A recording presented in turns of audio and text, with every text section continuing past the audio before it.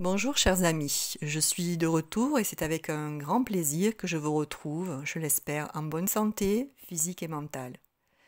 Je me suis appliqué les conseils que je vous ai proposés lors des précédentes vidéos, soit du bon air, des bains d'eau et de nature.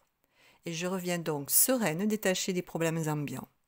Bien sûr, comme vous, je suis confrontée tous les jours aux restrictions, aux retards, aux blocages que nous occasionne Saturne en ce moment. Mais il suffit de prendre de la hauteur et de contourner les obstacles en se réadaptant. Nous pouvons aussi couper les liens, les injonctions qui nous ramènent à cette austérité, car très souvent les barrières sont mentales. La transformation initiée par Pluton depuis 2008 maintenant est inévitable. Plus vite nous nous adapterons au changement, plus vite nous accéderons à ce monde tant attendu, fait de vérité, de justice, d'abondance et de fraternité. Pour la fraternité, nous la ressentons déjà bien en ce moment. Pour le reste, ce n'est qu'une question de temps. Le temps géré par Saturne, qui repart en marche directe le 12 octobre 2021. Ce mois d'octobre 2021 et cette fin d'année semblent être une période cruciale de l'année à divers titres. Je vous en reparlerai lors de la nouvelle lune du 6 octobre 2021. En attendant, nous allons étudier aujourd'hui la pleine lune qui aura lieu le 20 septembre 2021 à 23h55, heure de Greenwich. Je vous invite à partager cette vidéo autour de vous, à me solliciter par mail sur mon site ou en postant des messages sur ma chaîne pour me confier vos impressions. Pour les nouveaux abonnés, je suis Gabrielle, astrologue, cartomancienne et numérologue. Je vous remercie de vous abonner pour recevoir les notifications de ma chaîne et de cliquer sur le pouce en l'air si vous avez aimé mon analyse. Sous la vidéo, vous pourrez retrouver mes coordonnées, mail, téléphone et site internet pour me consulter en privé. Donc, cette pleine lune se produira à 28 degrés 14 du Poisson pour la lune et de la Vierge pour le soleil, sur un axe dévolu au service à l'autre. C'est aussi un axe de confrontation à nos enfermements, qu'ils soient physiques ou mentaux. Nous sommes face à nos doutes, nos questionnements, ce qui peut déclencher des vagues d'émotions matérialisées par des pleurs.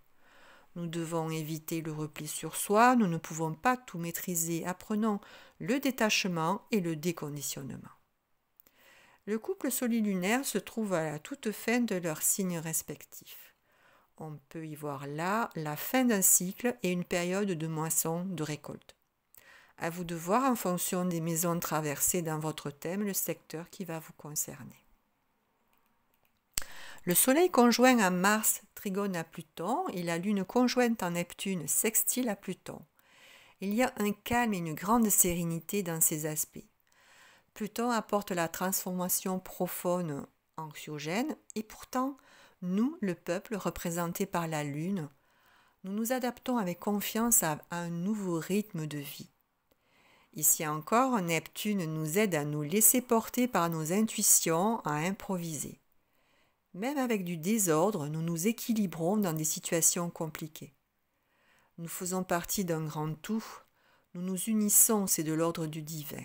Ce sont des aspects propices à la rêverie, à l'inspiration, la contemplation.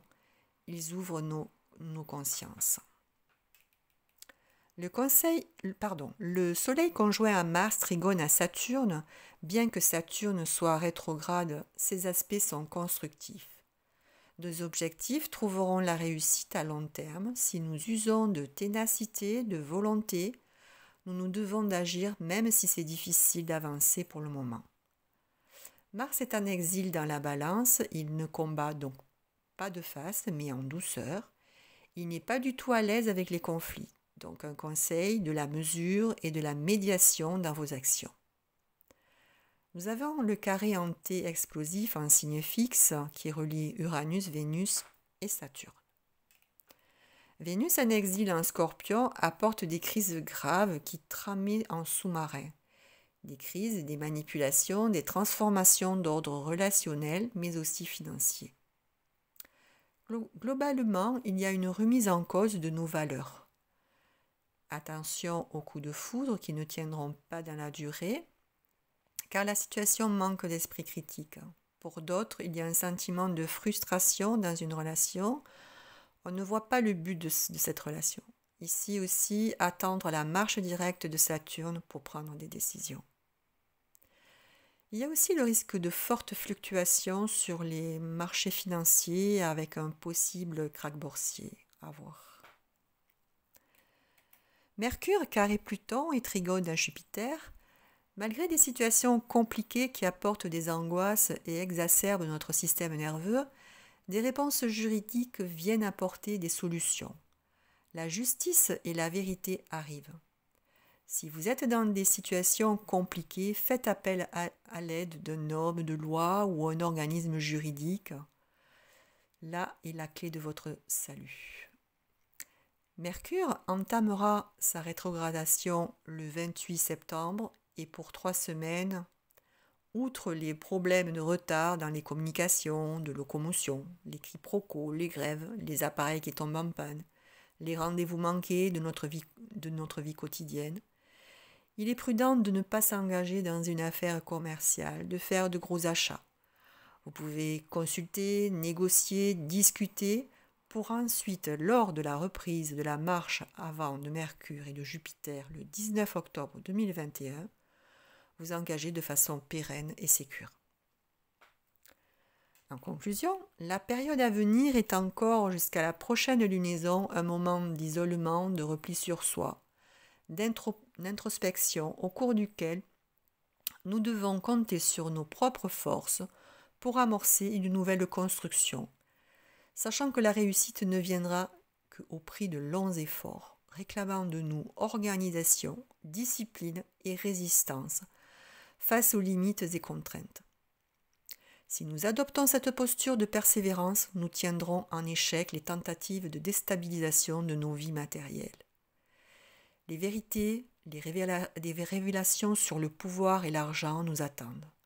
Ce sera ensemble, dans l'union, débarrassés de nos égos, en débattant dans le calme, la paix et la sérénité, en nous recentrant que nous vaincrons les forces dominatrices en présence. Les signes particulièrement concernés par cette pleine lune seront les Vierges, dernier décan, les Balances, premier et dernier décan, les Poissons, dernier décan, et les signes fixes, Scorpion et Taureau, deuxième décan, et les Verseaux, premier et dernier décan. En numérologie, lorsqu'on ajoute tous les chiffres pour le 20 septembre 2021, soit 2 plus 9 plus 2 plus 2 plus 1, on obtient 16, et 1 plus 6 égale 7. Le 16 nous mène à des remises en question, un effondrement, une déstructuration qui nous mène à des pertes, des séparations, des surprises ingérables. C'est l'image de la tour en tarologie.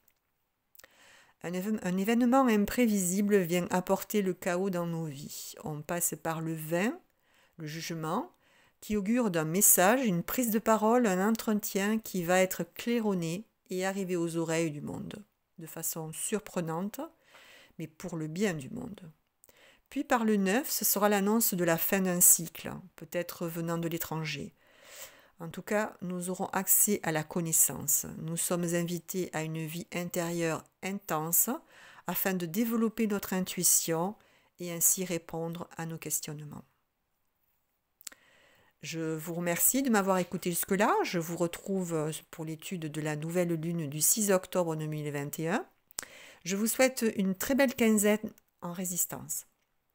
En attendant, je vous remercie de vous abonner en cliquant sur la cloche et d'actionner le pouce en l'air pour m'aider à développer ma chaîne. N'hésitez pas à me contacter par mail aveniretsymbole@orange.fr ou à visiter mon site www.aveniretsymbole.fr. Je vous embrasse toutes et tous et à bientôt.